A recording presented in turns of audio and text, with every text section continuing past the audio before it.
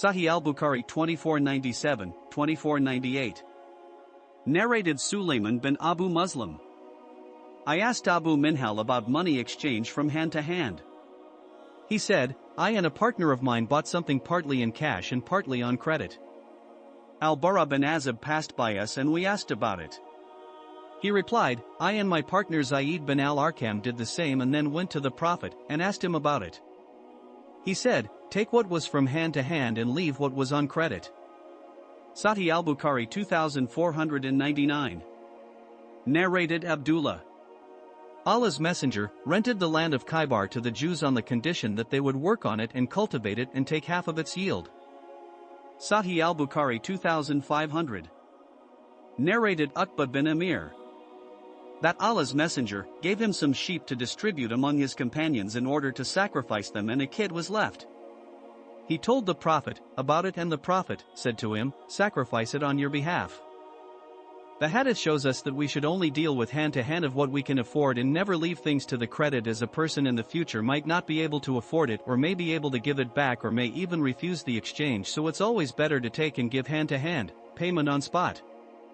We might have heard a lot of stories around us. One such I have heard that there was a boy who was teaching some subjects to the children of a dear friend, and then that teacher had a chance to go out and further his studies, and he asked the other person if he can assist him by mortgaging his home for the association, which he did, but once the study was finished for the guy he vanished, and then the association which sent that guy came to the other guy and took his home.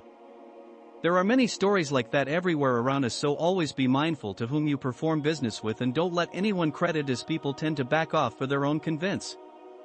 The other hadith shows us that you can give your land to anyone regardless of the religion or anything, but be mindful of sharing the yield with the other party, and in many previous ahadith we have been taught that to take the rent money or some specified yield to the land is not permissible by the Prophet, so whatever the yield of the land is, always use that to take the so-called rent of the land, as it is better for us and the other party. And if we walk on the path given to us by Allah's Apostle, then it's always a plus to us, as it makes our lives easier and our hereafter will yield its rewards for us. This hadith is about the Prophet Muhammad's instruction to Uqba bin Amir to sacrifice a kid for himself. The Prophet Muhammad was known for his generosity and kindness towards others.